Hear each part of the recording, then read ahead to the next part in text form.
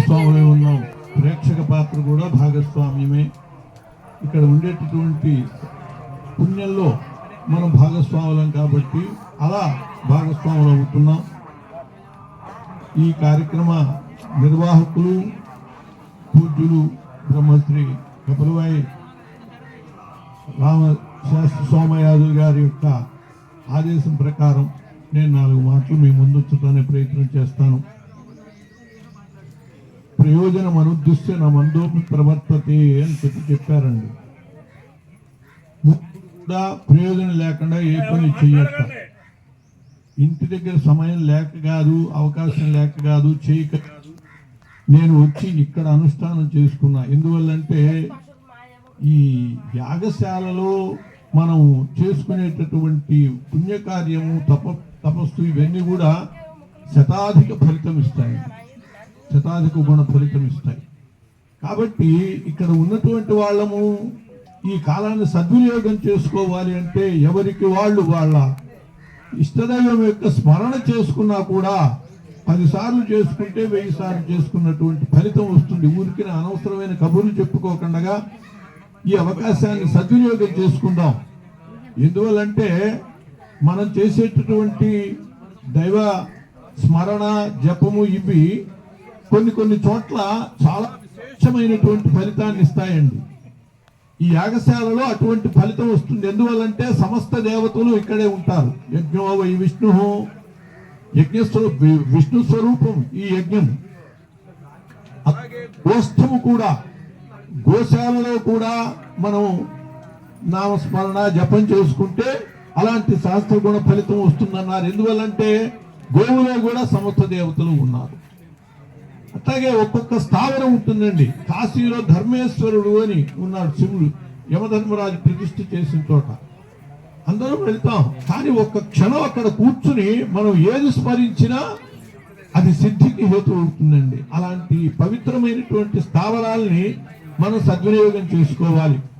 అందువల్లనే ఇటువంటి సద్వినియోగం చేసుకోవటానికి వాళ్ళు పిలవకపోతే ఎట్లా పెడతాం అనే పని లేకుండా అనాహూతో ప్యధ్వరం గచ్చేత్ అని శాస్త్రం చెప్పింది. యజ్ఞానికి యాగానికి వీటికి వెళ్ళటానికి ఆహ్వానం అక్కర్లేదుటండి. అనాహూతో ప్యధ్వరం గచ్చేత్, పిలవకపోయినా వెళ్ళి ఆ పుణ్యాన్ని దోచుకోమన్నారు. ఇంతకంటే అదృష్టం మరొకటి లేదన్నమాట. ఈ యజ్ఞ కార్యం అనేటటువంటి మనకి పంచభూతాలలో అగ్నిదేవునికి చాలా ప్రాముఖ్యత ఉన్నదండి.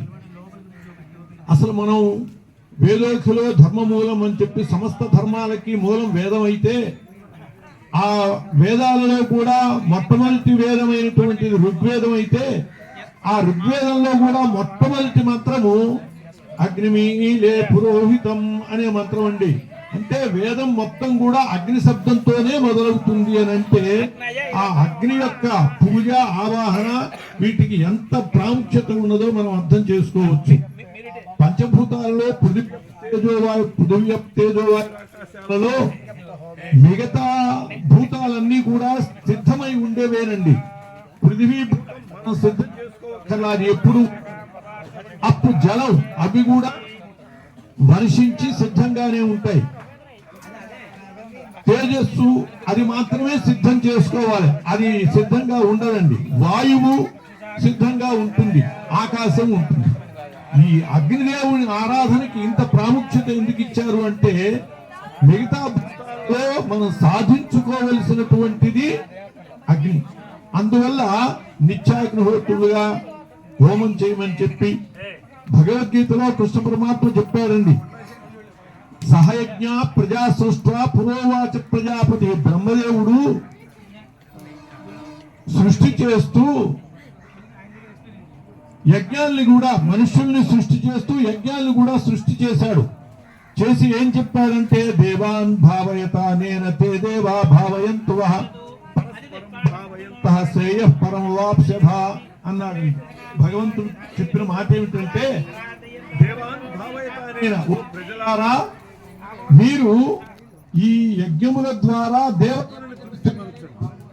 యజ్ఞముల ద్వారా దేవతలు తృప్తిపడేది ఏమిటి అని అంటే దేవతలకి ముఖము అగ్ని, అగ్నిముఖాయ దేవతలకి మనం ఏదైనా సమర్పించాలి అని అంటే వాళ్ళ విగ్రహాన్ని పెట్టి ఆ విగ్రహం మీద పోయటం కంటే వాళ్ళ పేరు చెప్పి అగ్నిలో వేస్తే వాళ్ళకి చేరుతుందండి. ఇంద్రాయ స్వాహ నమః అని చెప్పి ఇంద్రుని పేరు చెప్పి ఆ అగ్నిలో వేస్తే అది ఇంద్రుడికి చేరుతుంది. మనం చూడండి, ఎవరికి వాళ్ళ అడ్రస్ రాసి ఎక్కడ పడేస్తాం, ఆ ఎర్రటి డబ్బాలో పడేస్తాం పోస్ట్ డబ్బాలో అని వాళ్ళకి వెళ్ళిపోయింది.